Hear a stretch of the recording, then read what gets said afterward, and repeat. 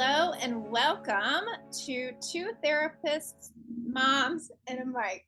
My name is Katie Truax, And I'm Claudia Glassman. and we are here today with my sister. Yay! Would you please introduce yourself? Hi, my name is Sara. I'm super excited to be here. Thank you. You're welcome. Yeah, no, this is super exciting. So Claudia and I have always kind of talked about wanting to do more interviewing just to kind of add like a richer experience. I mean, I know we're so fun to listen to, just the two of us banter and solve the world's problems. But bringing in other people, right? And other people who are intriguing, other people who maybe professionals in similar fields to ours, other people who may be moms, other people who may just kind of be interesting humans. So we have a guest for you today, and we're starting kind of close to home. We did have some guests last season as well. And this year, Sara is our first guest. So that's kind of really fun. Yay, thank you so much for having me.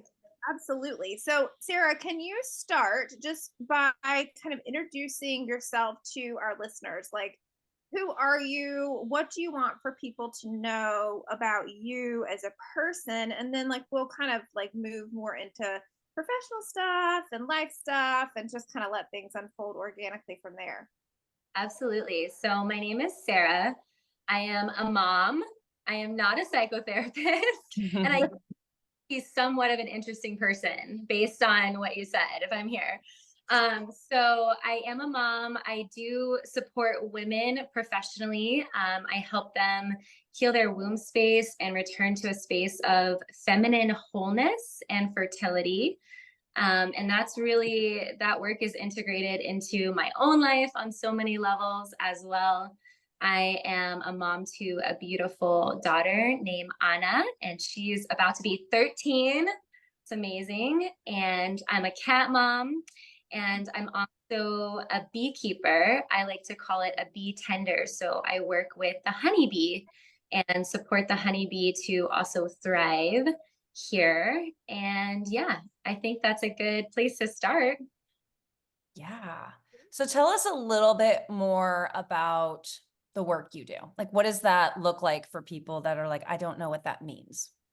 Sure. Well, I'd love to just start with how I got involved in this work and my own personal story, because Yeah. I think that context. So I gave birth to my daughter, Anna, who I mentioned in 2011. And I had planned the most beautiful, natural water birth at home. I read all the books, I did all the exercises, had amazing professional support. And about a week before she was born, I had a dream that it was going to go the exact opposite way that I had planned. And I met her in the dream. I saw her eyes, and she basically told me, like, hey, we're about to have this experience. And I was really shocked by that. And went into my birth experience, as we all do, with the best of plans, and ended up having a completely different experience. Ended up with a very high fever of 105, really traversing what I would say traversing the realms, different levels of consciousness in and out of this world, different levels of consciousness. Really had kind of a near death experience in my birth experience, which was supposed to be this like life-giving, one of the most like peak experiences I would say that we can choose to have as women. And I had planned it in this one way and ended up with something completely different. So after that experience, I was really looking for answers in my own life. I was looking for really to empower myself after this experience that had felt so disempowering for me. So I began really researching into womb healing on my own level. I left the United States. I traveled to South America, where I did a lot of beautiful ceremony and ritual work, and really discovered that ritual and ceremony was such a vital part of life that had been missing in my own life. And birth itself is such a ritual and such a ceremony, right, on a really deep level. So I did some really deep work there. And one of the things that I remember most from my birth experience was that it started the exact same way that my birth experience with my own mother went. So much of how I was birthed into this world carried over into my birth giving experience. And that I really noticed that. And so I was like, wow, this is really fascinating, right? Like, even though I've done all this work, even like therapy, mindset work, like here I am having this embodied experience that was my mom's, is now mine, and not at all what I wanted. So that was really the seed of me starting to explore the connection between our womb, of course, our giving birth experience, our being born experience, and also how we experience life, the connection between our wombs and how we experience our lives as women and what we can create in our lives. So that was really the start of this work for me. That's interesting. So as you were talking, do you find that that's common, that the experience you had being born is often the experience that people have when they give birth? I've never, I was born very quickly, and my mom's like, I want to make it to the hospital. And both of my kids were born insanely quickly. I did make it, like, they got caught. It wasn't like that quick, but I never put two and two together, honestly.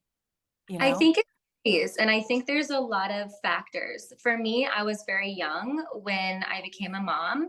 And again, like, it depends on, I really feel like the work that we've done in various ways in our lives to find our empowerment, to become empowered, to become more whole, to know our power. And I was in a place of still really learning that at that point in my life. I think we can have, really varying experiences in birth. It's, birth and death. Those are the two things that, as much as we try as humans, we really don't have much control over them. Right? They're both very humbling experiences. So yes, I've known some women to have the same or similar experiences. I've known some women to have completely different experiences. So I'm not sure if we can say really if that's common. It does happen. Yeah. So tell me from your perspective, I think we did a podcast on postpartum stuff at one point, and I know it's interesting because obviously I have friends that are mothers, and a lot of I hear a lot of different things. This idea of birth trauma is very real. I've heard people describe their experiences almost feeling like they felt so violated, it almost felt like a rape in terms of the coldness and the approach that medical staff sometimes takes to birthing mothers. So I think there's trauma potentially in that experience, right? Which it sounds like your experience was probably, pretty intense in that way too. The fertility struggles, I don't think we talked about it on here, but we struggled for years to get pregnant with my first, and did the medical route because I didn't know what else to do, and got a whole lot of question marks. Like, I don't know why this isn't happening for you, try this pill and we'll see what happens. And in the end, I ended up shifting to a holistic route, and I have 2 kids now, but it was a journey. It was a very frustrating journey. I felt like the medical community gave me a lot of like, I don't know. Let's throw this dart and see what happens. So as you're working kind of in this space, what's your approach like, and how does that kind of balance out, I think, what maybe most people experience from the medical community? Yeah, first of all, thank you for sharing that about your experience. I appreciate you sharing that here. And yeah, like I shared, so my work kind of emerged from my own personal experience. And then it took many years for me to fully learn what I experienced on very different levels. And so it was many years before I actually started offering this work to other women.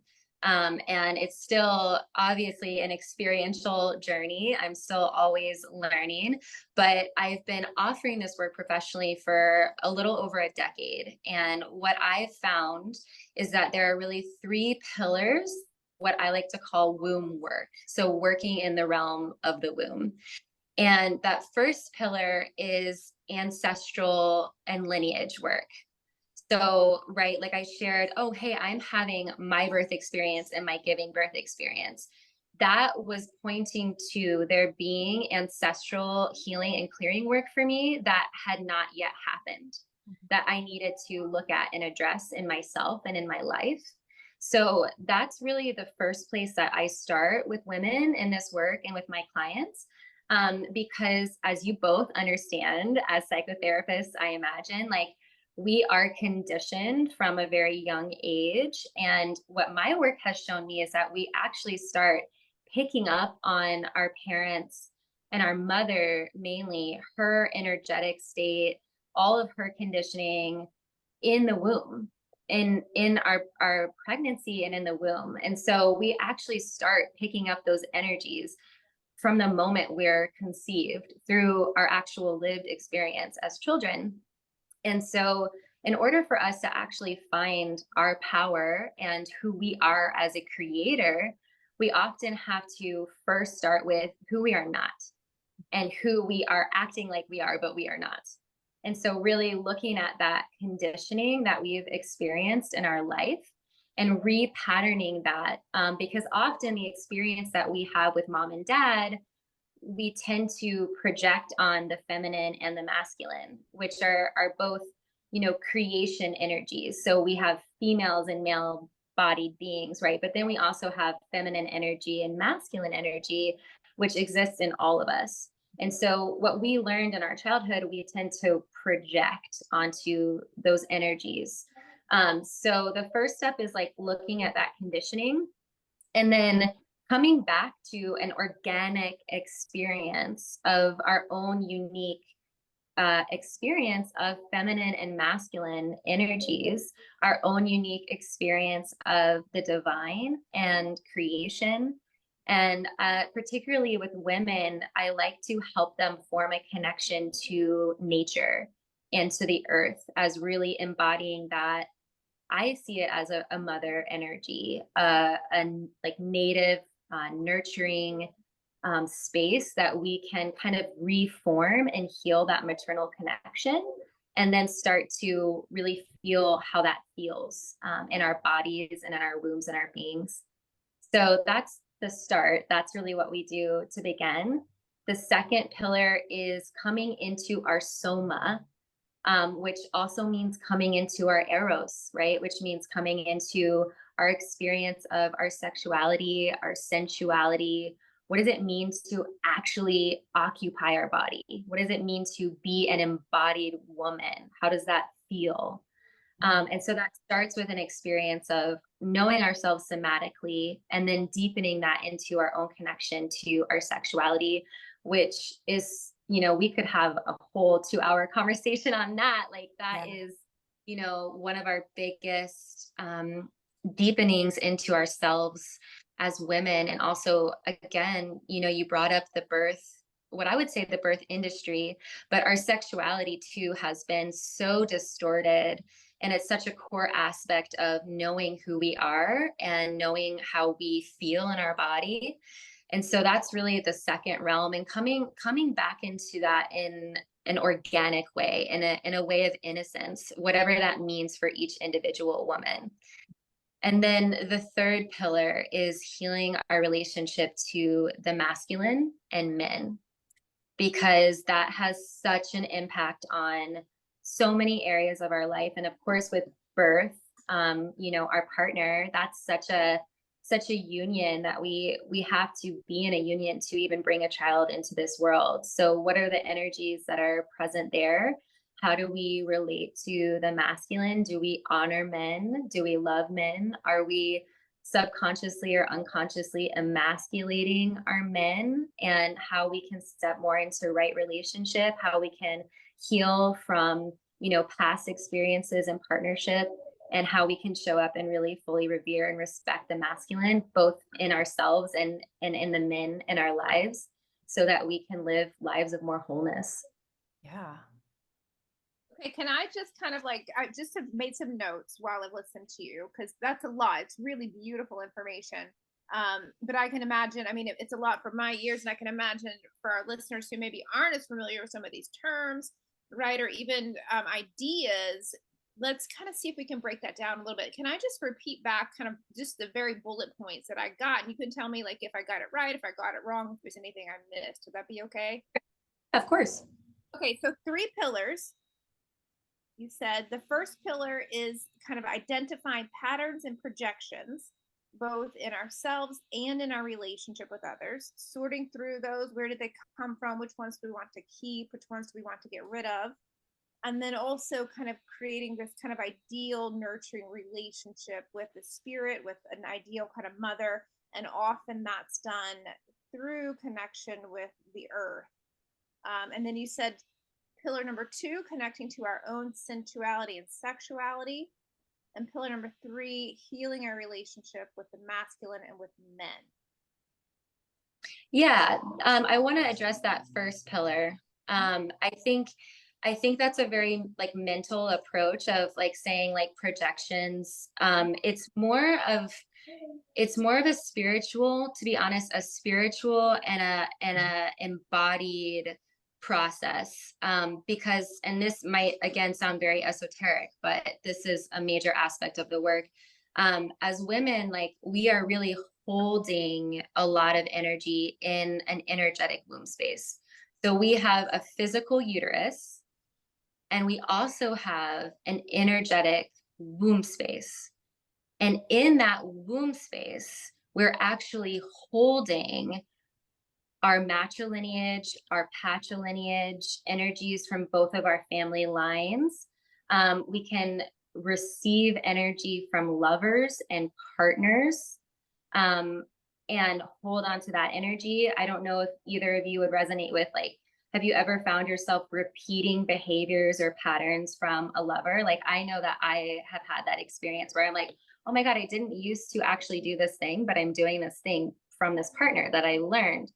And if your partnership is the partnership you want to be in, like that's an aspect of being in partnership, right? Like you learn from one another and you grow from that. But if it wasn't healthy, or if it wasn't an energy that aligns with your authentic self, there's a process of like seeing that and clearing that and healing that.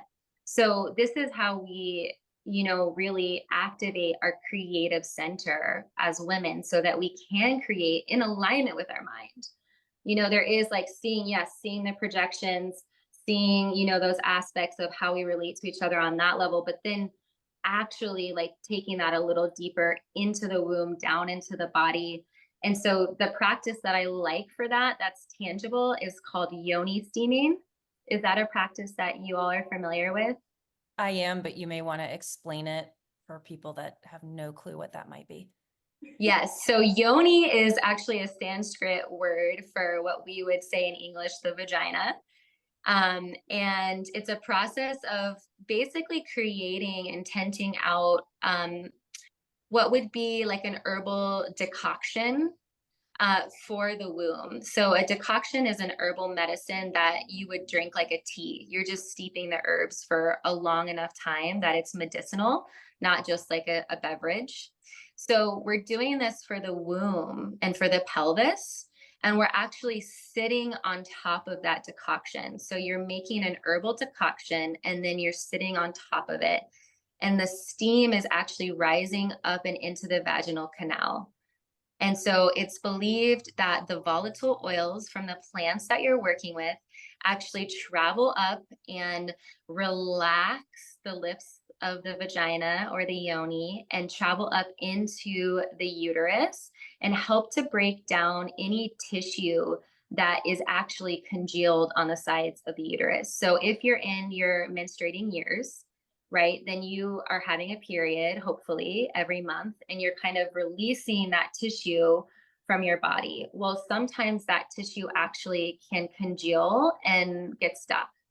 And we're not actually having a proper release. This can be for various reasons. It can be, you know, physical, diet, lifestyle. It can also be emotional and trauma or trigger based.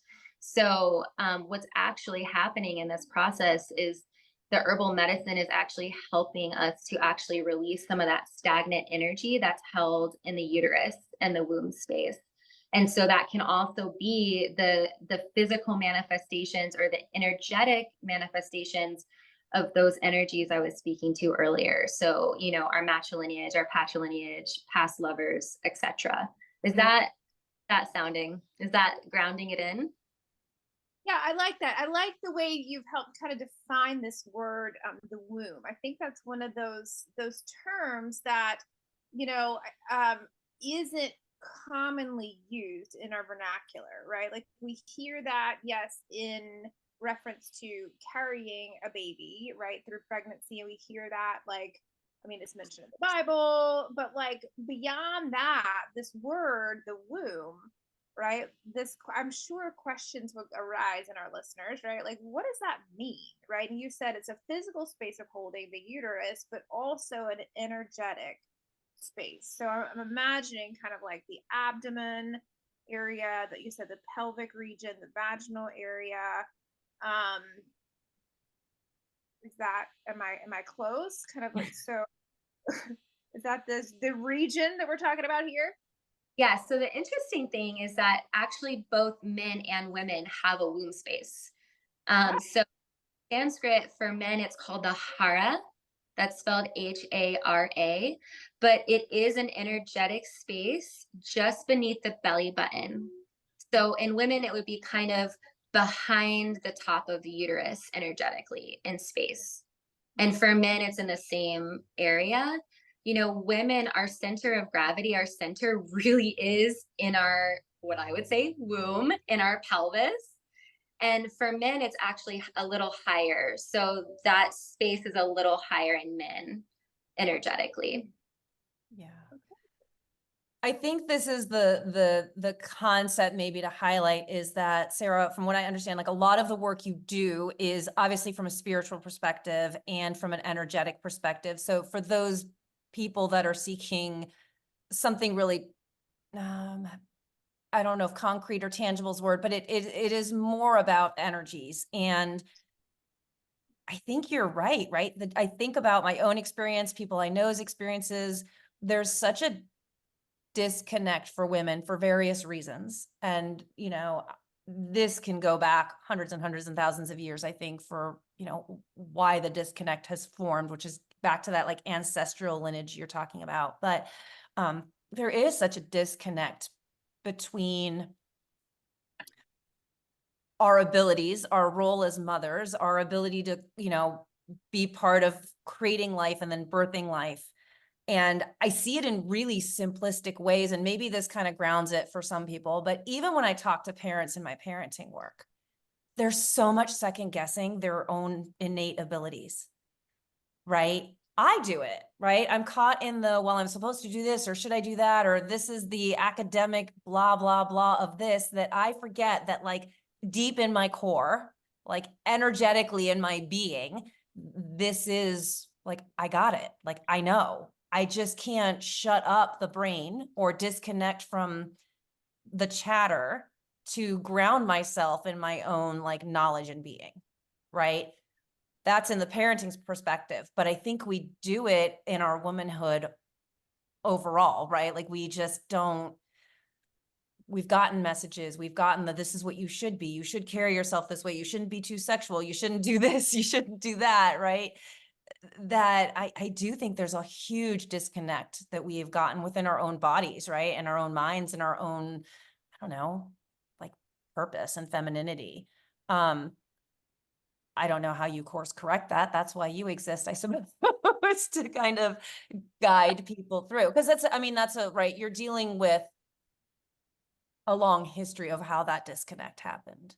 Absolutely. And I think that we're looking at, I like to say the phrase feminine wholeness, because we're looking to be a whole woman in our modern world, you know, and I don't think it's as easy as like, okay, well, I'm going to totally disconnect from the modern world and live in nature now. Like, no, that's not the way. But like, how can we find a balanced way to integrate with structure, the masculine, you know, technology and nature? I think the disconnection from nature is a big part of feeling disconnected from our own feminine and ourselves.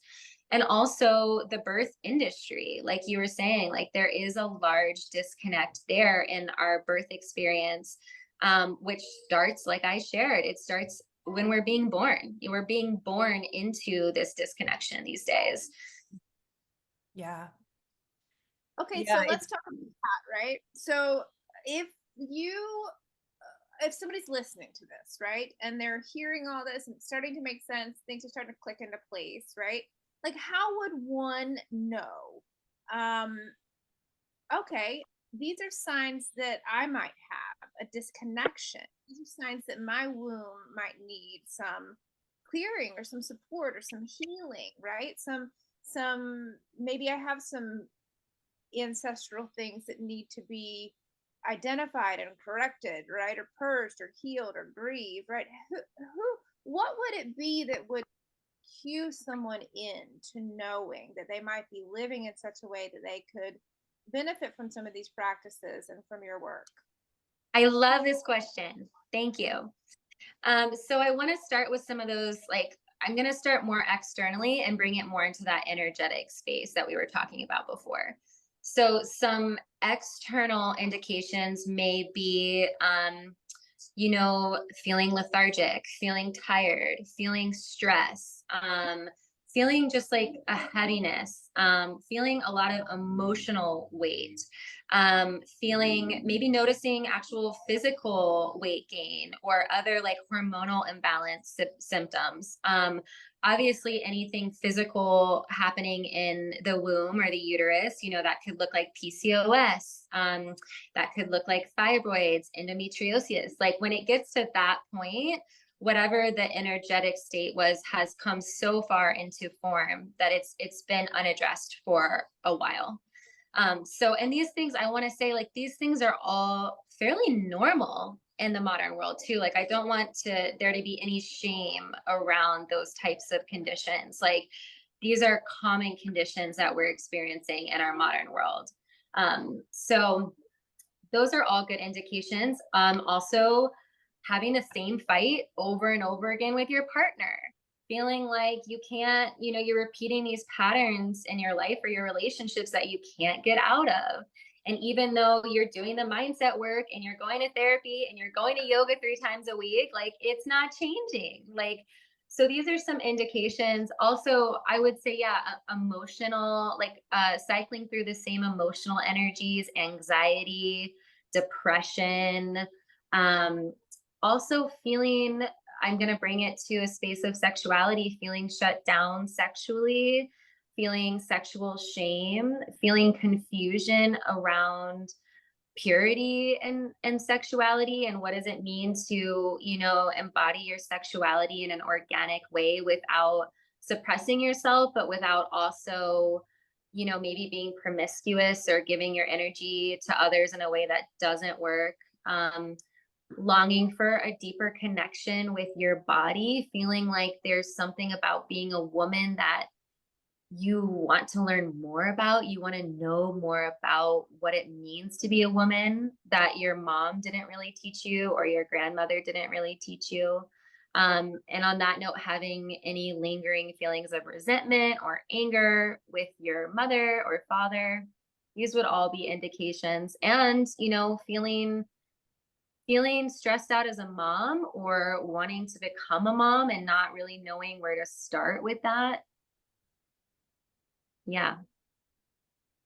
So in your work, are you focused on, this may seem like a silly question, but is the focus that you have on kind of conception and pregnancy, or are you approaching this like kind of lifespan? Because I was actually having a conversation with a friend of mine about menopause and perimenopause and how like it's not talked about and it's not embraced. It's not, you know what I mean? It's like this like thing we don't really talk about any of it.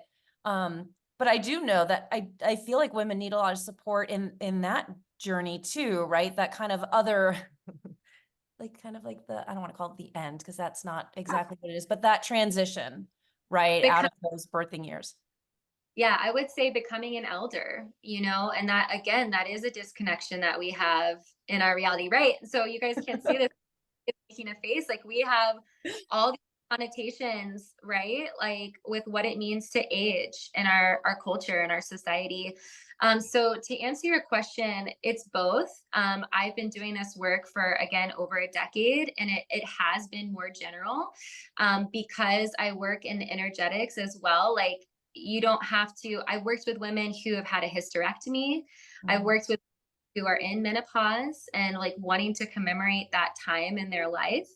I have been more focused on preconception and conception recently in my work, because it's kind of the culmination of everything that I've learned and studied. And I just have such a passion, because of my birth experience, to really help women have a natural pregnancy and natural birth. Got it. Yeah. Such interesting concepts. And I mean, I love it so much. This has been really enlightening to me, even just listening to you talk through this kind of, from start to finish. What else what else is needs to be in there, right? What else do we need to make sure that we touch on that hasn't yet been discussed, Sarah? Well, I'd love to hear with what you just shared. Like, I'd love to hear what was enlightening or revelatory for you. Like, what landed in a deeper way for you? Well, I mean, for me, I tend to like. I'm a therapist, right? I like a story with a beginning, middle, and an end. So I liked hearing the three pillars. That was very helpful for me. I like hearing, and maybe I'd like to hear a little bit more about this piece, which is kind of the tangible, like what happens during the work. Like I liked hearing about the yoni steaming. Um, I liked kind of the visualization, and our listeners can't hear, but I could see you kind of pointing to places in your body of like, okay, here it is. This is where the womb space is. Kind of making these concepts a bit more concrete, if you will, right? Because I do think that some people are able to grasp on to some of these more esoteric concepts, but others need it to be grounded more in the world that I don't know, like more mainstream, if you will, kind of terminology, languaging, like what does this mean, and what is this for, and who is this for, and then so what does it look like, and so maybe to that last point, right? So you did mention the steaming, and that was so cool because I didn't know all of that about the tea and actually what that did. um and curious about that too. I guess a small question about that. I was wondering, you mentioned Sanskrit a lot, and so I'm a yoga instructor by training, and wondering if does this come out of any particular world kind of tradition or belief or place, or no? Yes. And as you're talking, there's more that I want to share as well, but I'll start there. So yoni steaming as a practice has existed all over the world. It's been traced to Asia, Africa, Europe, South America. Like, it has roots in many different traditions and cultures. I originally learned from a South American Brazilian perspective and woman who was teaching it, but there's many like Korean spas that actually offer it. They call it a V steam. So maybe some listeners have heard of that. But it's really has its roots in many places all over the world. And I see it as a lost feminine art.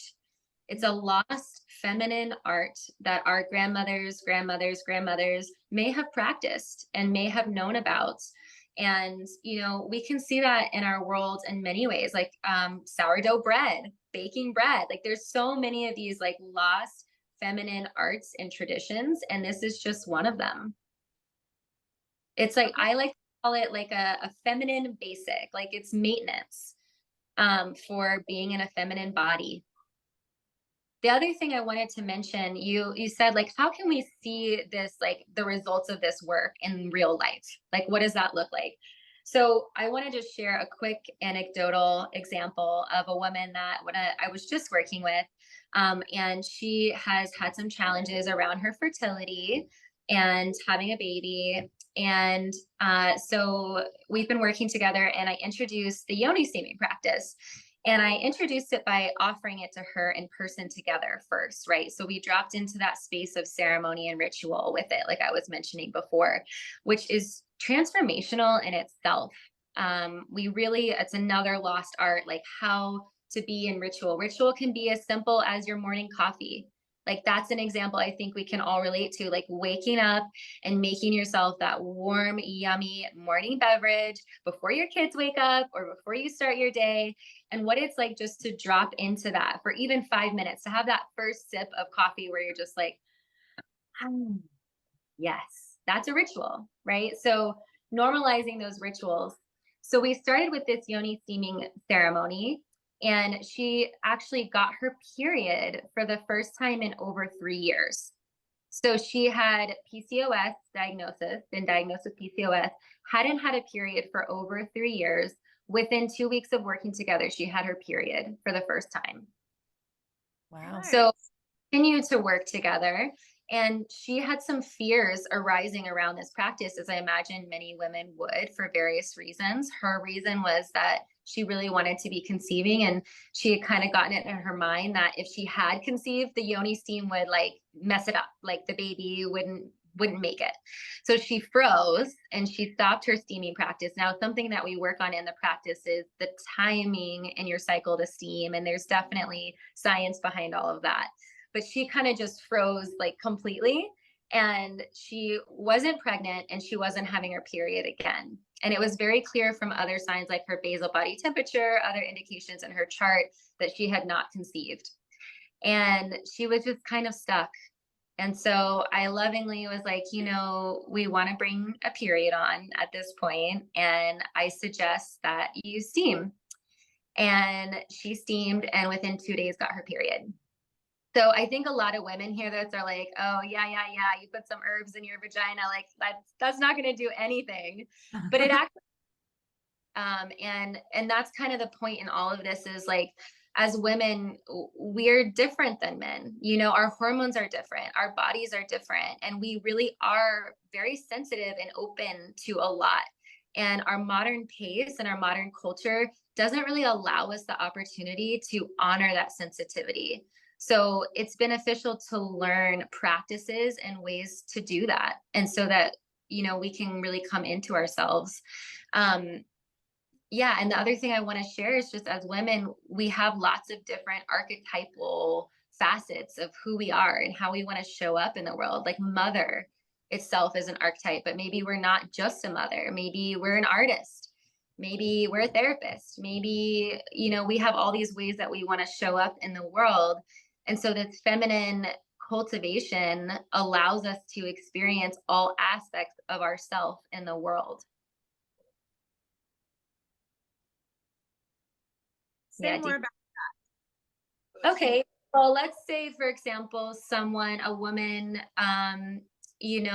maybe grew up religious, and then she's married and she wants to be in union with her husband sexually and in partnership, like what union means in all the ways. Like, even if she's still religious, there may be confusion around how to do that and embody that in a way that is still related to that love that she has for God and the purity that she wants to embody. So how can she embody those different aspects of herself in integrity? Or, when we're much younger, right? Like maybe we're in a time of innocence, or then wanting to know ourselves, and then rebellion, and then all of a sudden we become a mother, and then we're like, well, wait a minute, who am I now? We're changed in that process. And then, like you mentioned before, Claudia, like what is it like to become an elder in our society? And maybe all of those archetypes are existing in us as women all the time, and so we actually have the capacity to connect with those aspects of ourselves all the time. Maybe in certain situations, we need to call upon our wisdom, our wise elder self, and she needs to come in. Maybe sometimes we need to call upon our rebellious teenager self, and she needs to come in, or maybe our mother, or maybe our little girl self. I know that In therapy, sometimes we do parts work, or we do, work with our inner child, and we work with those aspects of ourselves. So in this work, there's similar aspects where we get to really meet all of ourselves in the embodiment of the feminine. Okay, and so can you say more a little bit? So we've talked about some rituals shared, some steaming, obviously some conversations. What other types of practices do you do when you're working with a client? Yeah, so I offer a somatic, I would say somatic meditation practice that I learned from my mentor. Her name is Thisa Sophia.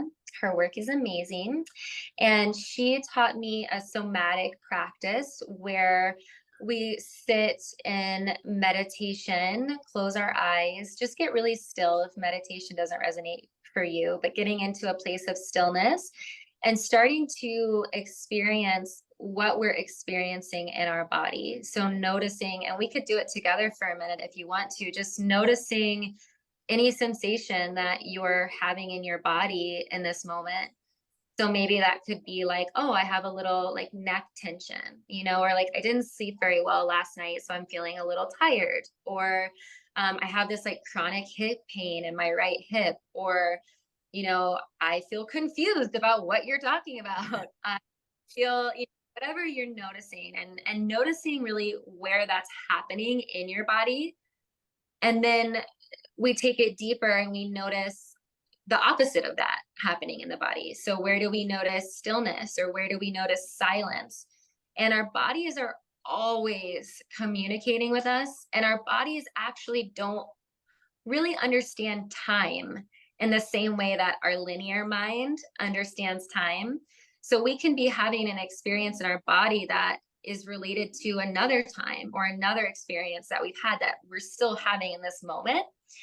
And so when we can find stillness, some of those things come up and rise to the surface in our body. And then we can actually allow our body to heal itself.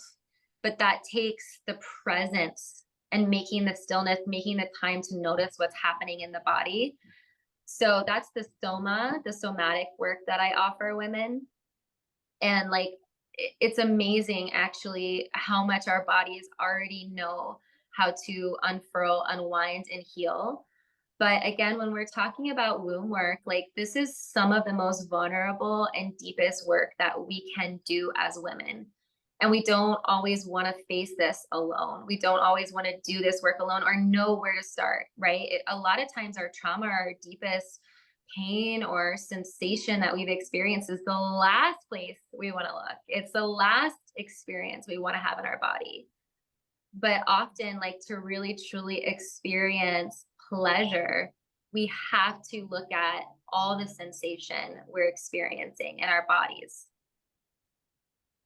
Yeah, I mean, I really see the connection, and Sarah, you made this connection too, right? That it's not, in certain regards, not so different than therapy in terms of the, I mean, when you think about some pretty mainstream stuff like The Body Keeps Score, right? I mean, Yes. that entire book is about trauma manifesting in the body from years ago, potentially, right? And how it impacts us as it kind of gets lodged there. Yeah, the parts work from internal family systems and looking at the different facets of ourselves, and again, the different parts. So it sounds like, different wording, right, for those that aren't familiar with it, but that work is not unheard of, Right. in even mainstream. I think it's just the terminology sounds very different. And so it's drawing that connection between, okay, what does that look like for people that may not understand feminine energy or masculine energy, or, aren't connected to, I don't even want to call them more alternative, but less mainstream concepts, right? But there is a bridge between the mainstream concepts and kind of the work you do. It's not completely different. Right. And they can be complementary. There's one more aspect and result of this work that I want to share while we're on together. And that is when we do this work as women, when we come into our bodies, when we come into our wombs, right? We drop deeper into who we are and we start to awaken our intuition. And this is such an important aspect of being a woman, is that we do have this strong intuition, and it often communicates through sensation in our body. It's not always mental, it comes through feeling, or just like, oh, I got this quick feeling about this person or this thing. And, when we're speaking of our conditioning, for the most of us, I would say the majority of us, we've learned to suppress that from a very young age. And maybe not to talk about it. We don't talk about that at dinner, or, that's not appropriate, or we don't act that way, or all the conditioning that we get, right? So when we start to do this deeper work and we drop into our bodies and we drop into our womb, we stop questioning our power and we stop questioning our intuition, and we start to truly love ourselves. Another aspect of conditioning for women is loving everyone else, nurturing everyone else in our lives, and depleting ourselves. And so this work allows us to become aware of our lived experience. Are we honoring ourselves? How is our body? Are we taking care of ourselves? Like, how are we living? And honoring those deeper aspects of who we are. And then we start to change our lives. Maybe we don't go for another trip with that ex-partner and like go down and have that same experience. Maybe we choose to actually show up for self-care instead of working 3 more hours into the night while our kids are asleep. Like, we make choices every day as women in our modern world, and this work is about starting to choose from an integrated, embodied self, feminine wholeness, instead of making choices based on survival or our trauma or what we've already experienced in our life. I love it. Yeah. It sounds like every woman could benefit from this. I think so. Yeah, definitely. One quick question. So you mentioned that men have a womb space. Have you ever worked with a man? I have. That's not my area of expertise. I chose a long time ago that was not going to be the route of my work, because, to be honest, there's just, attraction and sexuality comes into play in that work in other ways, and that's not my choice. That's not what I want to be working in. However, yeah, men do have a womb space, and I think we mentioned earlier in the call, like, masculine and feminine are energies that live in all of existence, right? Like when we look at a flower, for example, there's a feminine part of the flower, there's a masculine part of that flower, and then there's the entirety of the flower and the pollen it produces, and the offspring in a sense. So yes, when we look at men having a womb space, we also look at these energies in them as well. I think the biggest way that would show up would be in our culture, um, men not feeling comfortable to express their emotions. And how can we find a balance between expressing our emotions and for men still staying in a place where they feel secure and masculine, whatever that means to them? Yeah. That balance, the unity. Yeah, finding more balance. And often what happens in this work for women is our masculine actually becomes stronger. Our masculine actually becomes more empowered. Like, we could take it to a Jungian perspective. When we do the deep feminine work, our masculine is actually strengthened. And an example of what that could look like was like, again, like, I'm not going to let that person who's hurt me back into my life. Like, I'm going to really guard my space. I'm going to have clearer boundaries. Maybe we have more structure in our lives. We start creating what we want to be creating, and we create a structure for that. Those are just some examples. Yes, boundaries, right? Yeah, I love that. Drawing those lines. Yeah. I had a thought. I was wondering, maybe you can speak to this. I was imagining what you notice when you work with a woman, and how do the partners respond? And I know They love that's not a general, like, that's not a quick answer probably, but I could see it going in a couple of different directions, potentially, depending on the partner. the quick answer is they love it.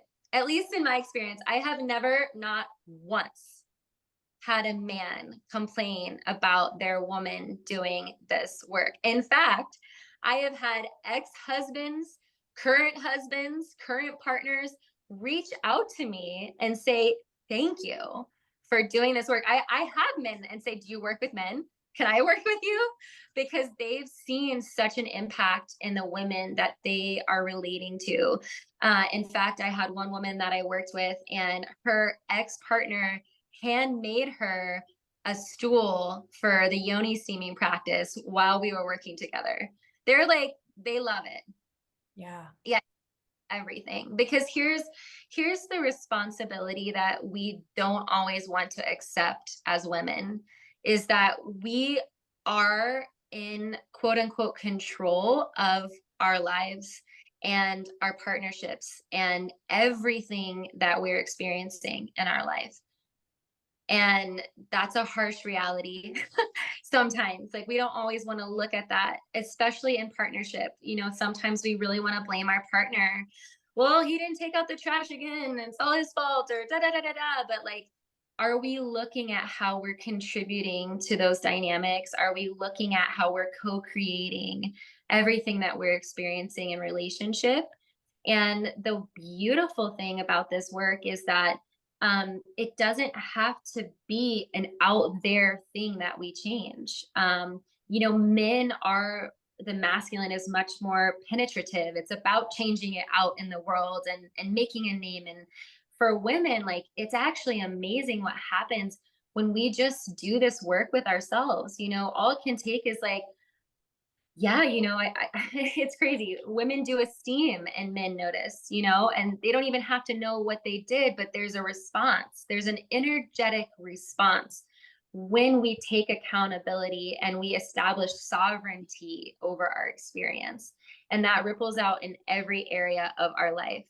And as women, when we slow down and we take the time for these practices, our magnetism increases, our radiance increases, our beauty increases. I mean, when we're in our feminine, like, we're open to receive from life. Actually, we're designed as women to receive, and sometimes we get in the way of that. So when we go first to ourselves, and I would say our connection to the divine in whatever way we experience that, like, then we can start to have shifts in our life without having to even do anything necessarily. And I think that's why it can be hard to explain this work in a tangible way sometimes, because as women, we really do have this innate power to shift things on deep levels just by our beingness. Yeah. Yeah, but I do think there's behaviors that people can see when that shift happens, right? Yes. Even if I'm highly reactive to everything my partner does, right? That's a me thing. That's internal work I need to do. But if I can find this grounded place, this self-love, this calm, right? This embrace of myself, I'm no longer highly reactive to all the external. Right. And then I think, yeah, in a relationship, I imagine, like, the partner's like, yes, great. She's not, triggered left, right, up, down because of all the things that have happened to her in the past, or right, her own wounds. So yeah, I can see where there's some behaviors that partners would pick up on. Right. Yes. I think it's twofold. I don't want to make generalizations about men or women, but I do think that as humans, we appreciate being seen and we appreciate being received. And so many times, the women that I work with are blocking themselves from receiving from their partner in some way, shape, or form. And it's not even conscious. They don't know that they're doing that. Again, maybe they picked that up from their, family or from past relationships or whatever, but they don't realize how that's impacting their relationship in the present. And so I think one of the biggest shifts is women become more open and receptive in general, but then to their partners. Men are actually mostly very respectful. And so if a woman is like not open to something, they're not going to push it usually, especially not in a healthy relationship. So they may have advice or feedback or leadership for her, but if they don't feel like she's open to it, they're not going to like fight to get it to her. They're not going to, they've tried probably before and they're not received. So they're like, okay, that part of them then gets shut down. Yeah. So it's like women learning to like accept men for being men, and then being open to receiving the gifts of a masculine man, or what it means to receive in partnership from their partner. Yeah. Katie, did you have any other questions? I think I have a lot. I could go on for like hours. I could dive into like stage 1, but I think our listeners maybe like 10-hour podcast might be too long. I know. Yeah, I do think so. I think both is true. No, I mean, I feel like, yes, we could talk about this for hours. But I also feel like this is kind of a nice place to kind of maybe put a pause and then tell people if they want to learn more, how they can find Sara, how they can get in touch with her. And then, we're also always begging for you to leave questions and comments on our podcast as well, which we do have a new social media, Claudia, a new we have Instagram for our podcast now. We have an email from our perspective at Proton Mail. And now we have an Instagram. We were using our own Instagrams to promote it, but now we have, from our perspective, has its own Instagram. So Sara, part of my laughter you've seen is because we have this ongoing joke because I don't know the name of the podcast that we run. And so I'm saying it messes wrong it up every time. But it's become just something that we laugh about. So it's good. And I realized the first time you used the word perspective, Claudia, that I actually left that off of the title when I introduced us today. So I think I should be permanently fired from that role, man. No, I think I kind of like you in that role because I think in my mind it's like, what's she gonna do with it today? Like, may not come out right, but it's fun. It's fun, Katie. We're going to listen back to every episode one day, and every time you do it, it's going to be a different intro, and it's going to be fantastic. Too bad we're not big drinkers anymore like we were in college. We could make it like a shot game or something. Like, how many times did Katie mess up the name of the podcast, right? Take a drink. I don't know. People may be playing a drinking game, which when do they start getting their therapist hats on and take every conversation and turn it into some like therapy perspective? Like every right, what 3 minutes and 29 seconds we talked about therapy for the first time in. I know. Every time we're like, we're going to do something different today. We're not going to talk about therapy. We're not talking about parenting or. Well, for the record, just in case anyone's keeping track, in today's episode, from what I remember, Sara was the one that drew the therapy connection. Right. I followed after, so it wasn't us. It was someone else. That's right. As Shaggy says, it wasn't me. Okay, so where can people find us? So our podcast official Instagram is Claudia Go. No, it's from our perspective, right? Oh no, this is bad form. I know, but that's okay because that's how we roll. Sara, why don't you tell people where they can find you while we look up where people can find us? Absolutely. So you can find me on Instagram, Sara Amara. And right now it's at the Womb Oracle. I'm going to spell that out. THEWOMBORACLE. You can also find me at my website, www.saraamara.com. And I imagine that will be in the show notes as well, hopefully. Yes. So do we have show notes, Claudia? Yeah, we have show notes. I write those. Good. So all right. they're poorly written. Find us, Katie. I did. Look, yes, we are from our perspective podcast. Yes. Okay, all the short things were taken, but that's where we are. Yeah. It's really hard to find us. We're highly I don't know, special in that way. Yeah. Okay. Clearly, this is not our main source of, this is not our main job because we are so good at doing this podcast and having it all together. We just I think we're doing great. amateur Our hour.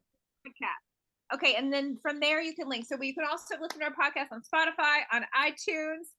She's laughing at me again. I must have messed something else up.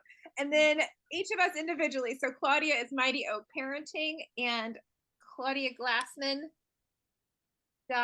Um, .com. yes. And I am half of Rob and Katie Truax. We're on Instagram, Facebook, and what are we? We're .com also. Baby. Bam. Rob and Katie Truax.com. All right. Wonderful. Anything else we need to say, Claudia? I just want to thank you both for having me on the podcast today. It's been super fun. Thank you for your questions. And I also just want to say to any of the listeners, especially any women that are listening to this, like, you are absolutely perfect exactly as you are. And whatever you're experiencing right now, if you're experiencing any of the things we talked about, like, it's perfect. So just being gentle and kind with ourselves as women and what we're going through. So thank you both again for having me. Thank you for coming on. And as usual, there's a pink song for that because everything in my household has a pink song. But I think we have the E rating on our podcast. We do. I put it there because sometimes I drop an F. Yay for E's. Okay. Thank you, Sarah. And Thank you so much for coming on. Yep. And we will see you guys next time. Bye. Thank you.